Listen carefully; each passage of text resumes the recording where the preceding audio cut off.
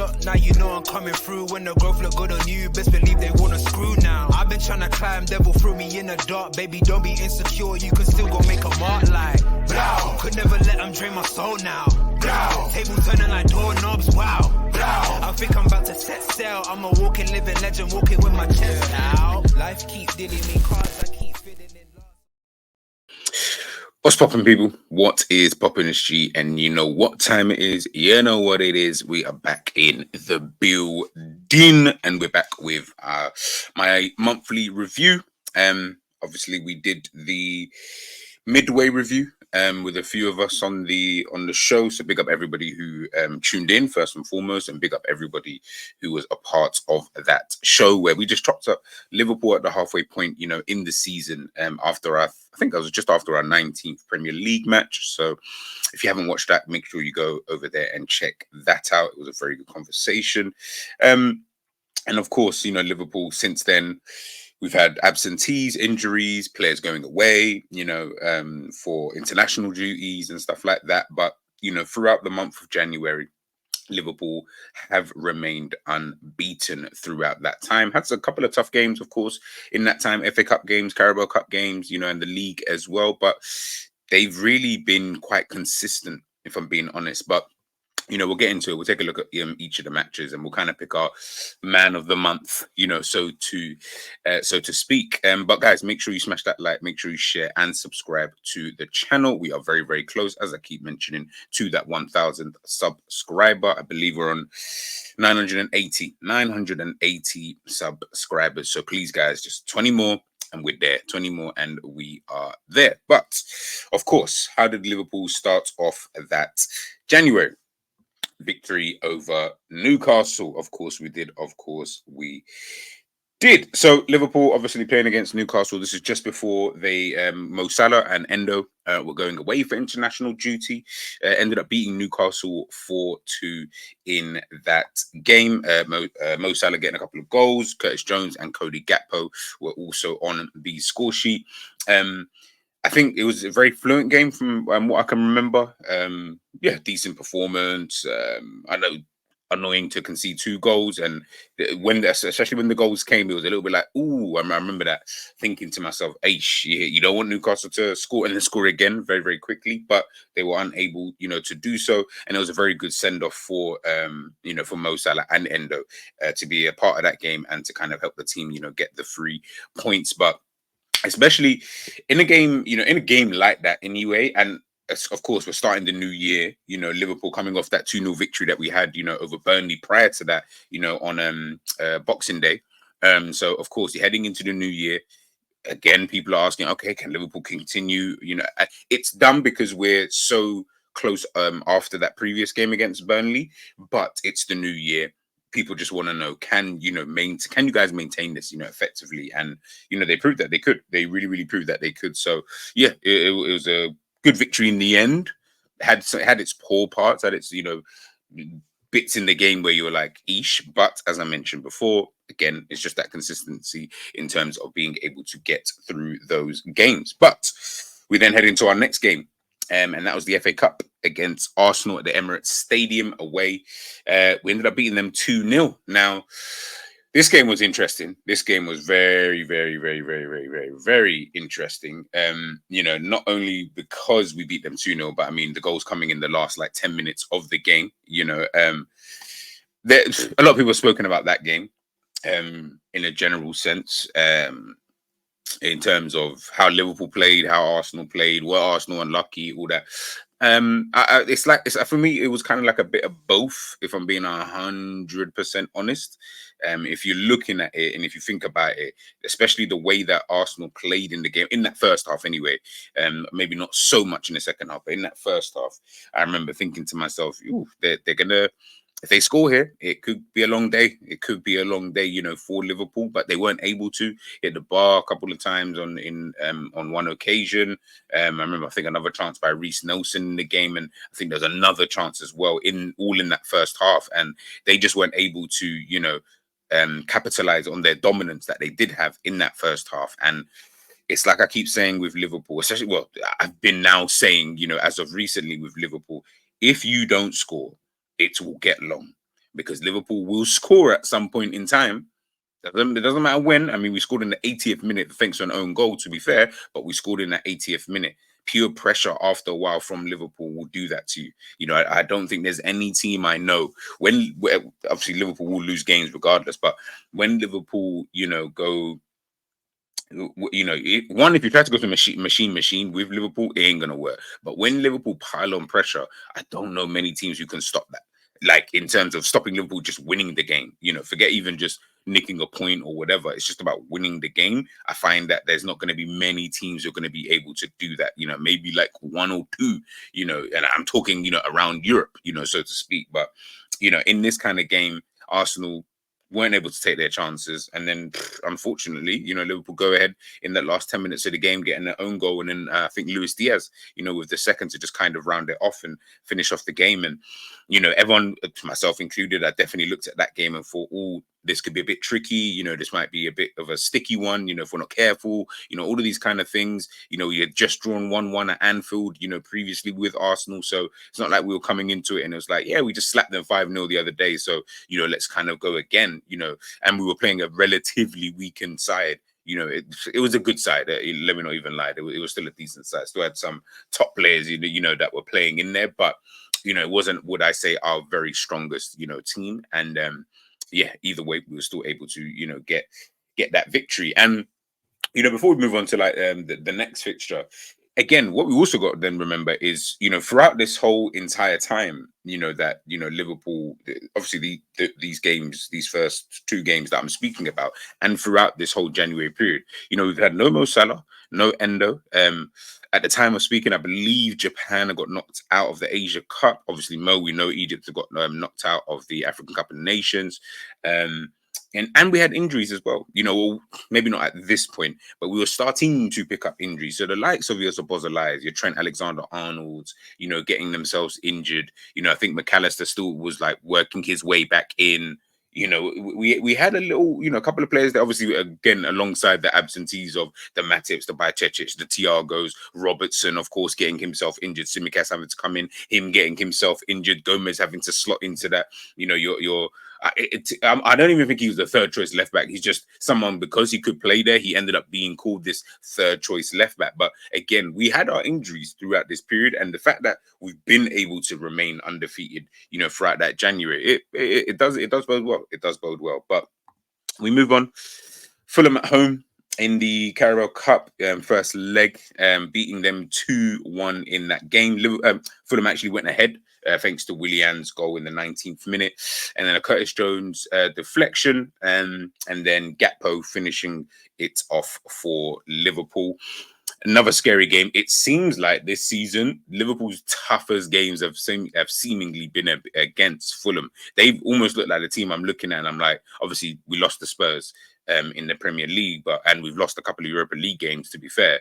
But in general, when you're looking at Premier League games, outside of the Manchester City game, I almost feel like Fulham have probably been the next team that I've looked at and thought, eesh, we're close to losing this one. Do you know what I mean? Like they seem to just have this thing against us. I don't know what it is. I don't know why. I don't know what their beef is, but that's just how it seems, when we're talking about Fulham. But of course, again, it's a League Cup game, so we're playing a bit of a weakened side, and we're just hopefully trying to just go out there and do our thing and get ourselves that lead to then take into the second leg of the Carabao Cup, and then potentially move forward with that. We then head to our next game. Against Bournemouth, Liverpool again. You're coming off the back, of winning 1, 2, 3 games. In that time, you scored 2, 4, 8 goals in that time. And conceded 3. You're coming into that Bournemouth game, in really, really good form, but you're coming up against a Bournemouth side who were in good form themselves. This wasn't a Bournemouth side who were playing poorly or whatever. Solanke was scoring goals. They were performing well as a team in general, but obviously Solanke being the star player, so to speak. But Liverpool go there and beat them 4-0. It really didn't. It was a tough game in moments, and would I say Bournemouth had their not chances, so to speak, but they were threatening at times. But of course, Liverpool, Darwin Núñez getting a couple of goals and Diogo Jota getting the other couple. And again, during this month, if you guys can remember, this was the kind of period where, we are looking at the Liverpool, even though we're coming off these wins, we are looking at the Liverpool attack. We are speaking about the fact that we don't have we haven't got a Mo Salah, in the team. How are Liverpool playing? How do we, what do we look like?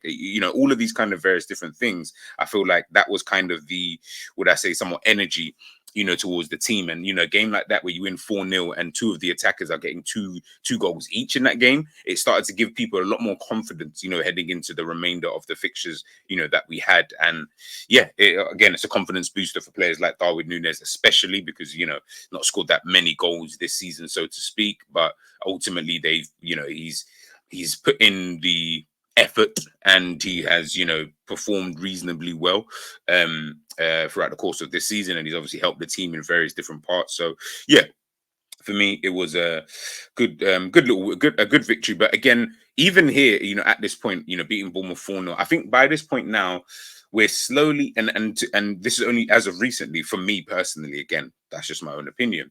It's only as of recent that I've started to then look at the team and look at the performances of the team and actually say, okay, the performances are getting a little bit better now. Before, listen, it doesn't matter how you win anyway, but in terms of we're getting the wins, or we were getting the wins before, before 2024 started. But the performances for me just weren't really that good, and I thought we were getting really, really lucky in games. I mean, we still get, obviously, every team needs luck, but I just thought we're getting super lucky to the point where teams are, I mean, I think you guys, if you guys remember, I did the show about, taking a deeper look at Liverpool, and I think I showed the graph about how Liverpool had, I think, gone 1-0 down, I think 15 times, and this was out of like 30 games at that moment in time. So in half of your matches, you're going 1-0 down. That it's mad because it shows you mentality and on one side, but then on the flip side, it's like that's not something to be proud of. At the same time, you shouldn't, in half of your games, you shouldn't be going 1-0 down. Like, you're supposed to be a top team. Top teams are not going 1-0 down in half of the matches that they're playing. Even though you are, well, they're not winning every game. They're coming back and they are drawing quite a bit of games. They had only lost, I think, 1 or 2 if you count Europa League and things like that. But just in general, you don't want to continuously keep doing that, throughout a season. You kind of want to make sure that you are taking the lead, taking command of things, and then keeping it moving. And that's where I always felt with the performances, they just were lacking in certain areas. Even in games that we weren't going 1-0 down, and the opposition should have scored in, various different moments. I always think back to the Wolves game that we played, and they were 1-0 up at half time, and it was probably can't remember off the top of my head, but I remember it being probably one of Liverpool's, if not Liverpool's, worst first half anyway of this season. And he had to ring the changes and stuff like that. And I remember thinking in that first half, I can't remember who it was. I think it was Cunha. I believe it was Cunha, and he should have scored that 2-0. The way that we're playing at that moment in time could have been a complete, not to say we wouldn't have come back, not to say we wouldn't have drawn. I don't know. I'm not Mystic Meg, but it was just at that moment in time, you just thought, ooh, and that's where I was concerned about the performances, because all it takes is for a team to be relatively clinical in the chances that we give away chances like everyone else. So if teams are just a bit more clinical, it could be, a little bit problematic, but it is what it is. And now I think the performances have gotten, a little bit better. But we move to the second leg of the Carabao Cup. Liverpool 1-1 draw with Fulham. To be honest, Liverpool kind of dominated this game in totality. It was only really when Fulham actually scored in that second half, and that was in that 76th minute. And you can see here it was Diop. Good goal, actually. Very, very good goal that he had scored. By that point, we were already 1-0 up. We were dominating proceedings in terms of possession. We didn't need to go out and win the game, which obviously, of course, drawing 1-1 in the end anyway. So it was more for Fulham to really come out and, do whatever it is they needed to do to win the game. But then that kind of plays into Liverpool's hands, which is what I think was almost a conundrum for Marco Silva, because it's like, you don't want to come out and have to play your game because Liverpool are waiting for you to do that. They're waiting for you so that they can just pounce, so that way they can hit you every time. And to be fair, in the game, there were moments we should have been scoring, some of the chances that we was actually creating. So it was kind of poor on our part in that kind of regards. And listen, the draw got us through, but you want to win the game. You want to win every single game that you play. But this was one of those games where, because we didn't have to get that victory, the performance level did drop, a little bit in as an overall. And Fulham, again, like I said, it was only from like the 76th minute where I would say that they were really getting any kind of joy, so to speak.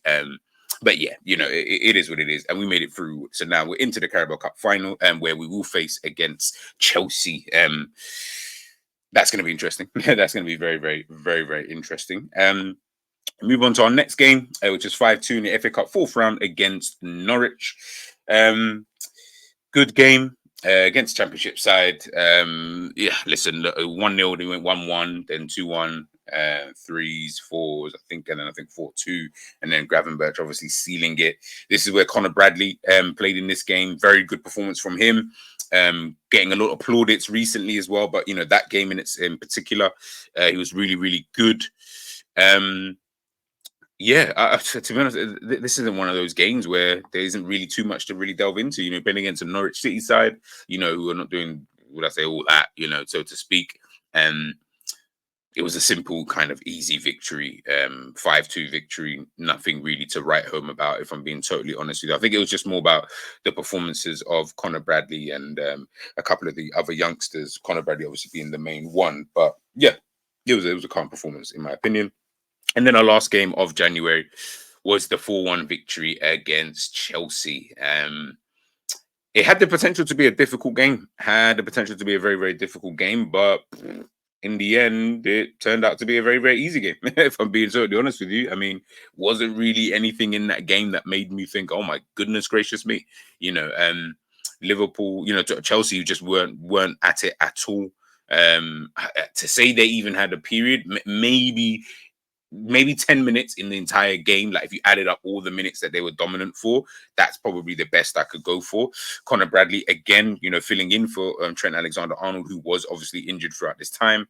So Bozolai obviously had come back in that Norwich game as well. And of course, him, Robbo as well. All these players were coming back to fruition, and the fact that Klopp played him in this Chelsea game, it did surprise a lot of people. I think I did my predicted line or the lineup I would go for, and I don't think I had Bradley in there, to my knowledge. I don't remember having him in there, but he was in there. He did his thing, goals, assists, over the last few games and in this game as well. So yeah, top performance from Liverpool, and another victory, which again helps us in our cause, for the remainder of the season. But yeah, this January, I mean, I think looking at this January as a whole, when I think about it, I mean, if we're talking about like a man of the month, so to speak, I think most people would say they'd probably end up giving it to Conor Bradley, to be honest with you. I mean, he had a really, really good month. He, performed really, really well, deputizing obviously for, Trent Alexander-Arnold, to the point where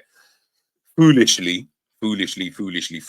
people are now, oh, maybe he should play right back, and then Trent can move here, or Trent has got, as I always say, and I'm due to have a show about the Liverpool Academy and stuff like that, because we're producing quite a lot of players. Well, let me rephrase that. We're not producing top quality players, but we are producing players as opposed to before. We were still producing these players. They just weren't of any kind of level enough to be able to get into that team. And I think that's a whole nother conversation anyway, which we'll of course we'll get into, but just a little prelude into something like that.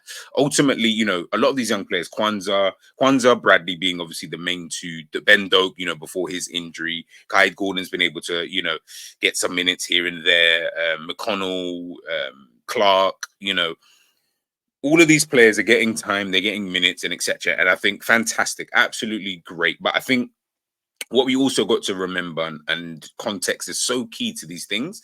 It's, if you remember Chelsea, when Chelsea were on a transfer embargo, couldn't sign a player for a season, I believe it was. I think it was a season, and it could have been longer, but I remember it being for at least a season.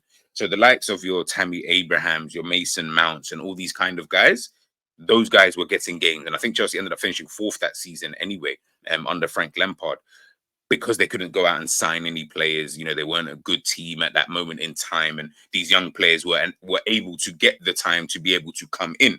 What you then saw after that is when they were able to buy players, when they were able to go out and spend some money and get quality in, those players Tammy Abraham, obviously leaving. Reece James, of course, is still there. Mason Mount still kind of played a part in there, but he's obviously now left. I think there's a few others that were kind of thrown in there, but you start to just notice, okay, maybe not every Callum Hudson-Odoi, he's now at Nottingham Forest. Like slowly start to realize, okay, these players are good. They're not they're not poor players in reference to like the Liverpool players, but Liverpool are playing in the Europa League this season.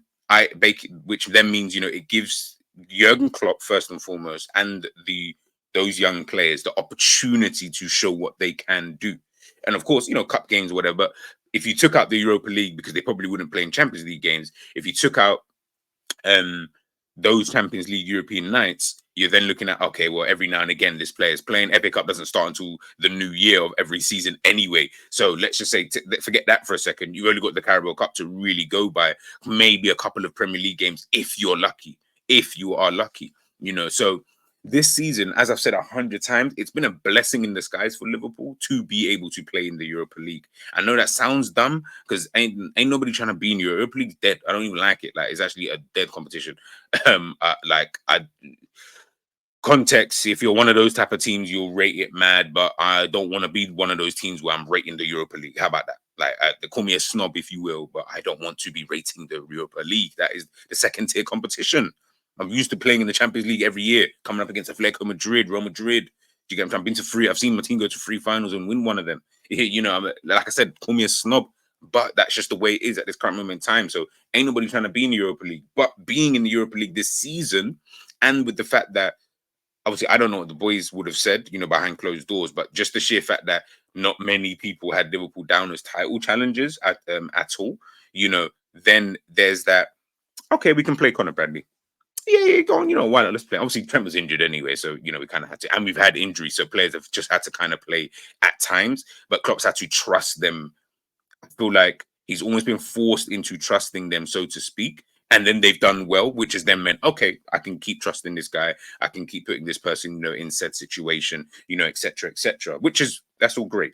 It will be interesting. And again, not to look too far ahead, but it will be so interesting to see next season. Will Conor Bradley get the game time you guys think he will get? Will Konza get the game time you guys think he will get? If so, where do they get the game time? Because I don't know about seeds and stuff like that. I mean, Liverpool might get a crappy group next season where, I don't know, you got some Copenhagen and I don't know, just them kind of teams there where you're just like, oh, okay, yeah, cool. Fair enough. I'm not saying they won't play any games in the Champions League. I think they will play a game or two in there, but is that going to be enough? Will they get the 5-game runs that Of course, injury will potentially change that. But being able to play Europa League that gives someone an opportunity to play 6 matches. Kelleher can now play 6 games. Guaranteed, barring injury, he's playing 6 matches guaranteed. You couldn't guarantee him that at any other. You could never ever guarantee Kelleher 6 games minimum in a season. I said minimum because then you're still including Carabao Cups.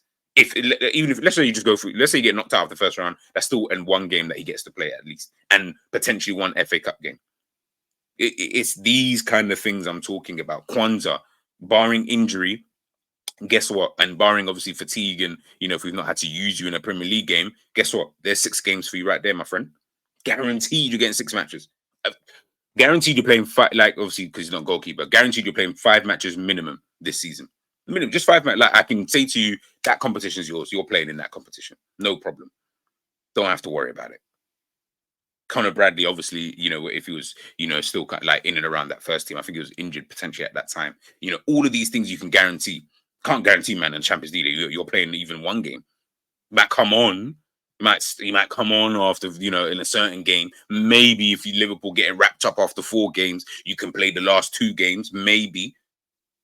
Then there's, obviously you get guaranteed. Every team in the Champions League group stages gets a guarantee of 6 matches. I can't remember. I think they're changing it next season anyway. So yeah, that's going to be interesting to see. So maybe more matches. Maybe you might get the opportunity. Maybe I'm saying all of this, and you do get the opportunity next season. To be able to play. In these kind of games and stuff like that. But yeah, it's just those kind of things because those things allow you to build up momentum. And once you build up the momentum and gain the trust, then you're able to do that. That's why I'm always like with these kind of things. Again, we're not talking about starlets like and they don't have to be, by the way, but we're not talking, none of these young players that we're talking about are of a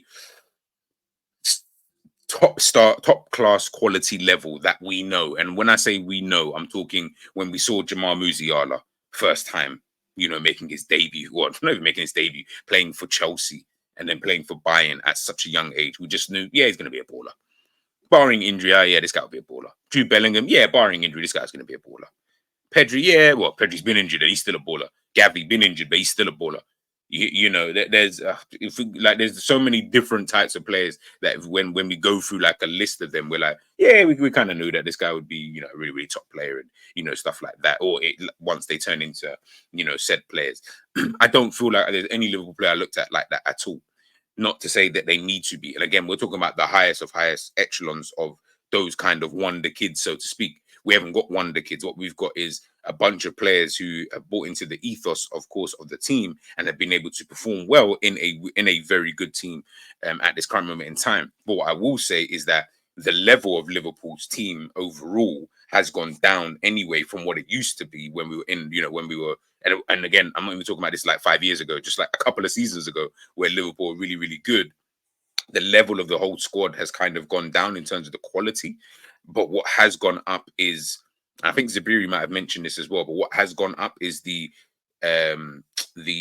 subs and stuff like that, the bench players, the rotation players and all of that, their quality has gotten better. So I think now we've done this, whereas before it was literally this, and then like it was like Quay down here, kind of thing, and you were like, right, it's not even making any sense. Now it is. I think it's literally, we've had to come down in quality, but then the subs have also, they've just kind of matched the kind of quality that's on the pitch in certain areas. So now we meet in the middle, and that's how I look at the youngsters. Is that, to me, I don't think they're amazing or anything like that, but I do think that with the quality of the squad that we've actually got, if you look at it, yeah, it's probably about equal, so to speak, which is all you can ask for, and then when you sprinkle the fact that you've still got quality players within that, yeah. I think that's how, and that's why when people talk about like, oh, have Liverpool ever had this strong second string squad? No, we wouldn't have, because the first team squad was better than both of those squads put together. Do you get what I mean? So, and that's just the fact of it. So, not to diminish what's happening or what we're doing, but we do need to be honest and be real. Do you know what I mean? Let's stop acting as if like this is the best thing that we know. Yeah, we've seen way better than this. Way better than this. Do you get what I'm trying to say? And it's just one of those kind of things. But we'll have to obviously, of course, wait and see when it does come to these players. Like I said, right now for this season, I always bookmark things, by the way. I know I'll be coming back to this video at some point in time next season. And then because I know if it turns out the way that I probably think it would turn out, I know people would then be like, oh my God, like this, that, and the other. We'll be like, no, we've been talking about this, man. Do you know what I mean? Let's not act like this is new. You get what I'm trying to say? But for this season and this season alone, it doesn't really matter. Let's hope that these young players can continue to help Liverpool in their quest for all the trophies. But yeah, it's been a good month. It really, really has, been a good month. Let me take a look at how many goals Liverpool have actually scored in this January period. All right, so you got 4, 6, 8, 12, 13, 18, 22 goals in this period of time, and we have conceded 1, 3, 4, 5, 6, 7. Okay, so we only conceded 7 goals and scored 22 goals. I think I said so. 7 goals conceded, 22 goals scored. So yeah, pretty decent. Pretty decent. What's that? Plus 15, I think. Yeah, plus 15.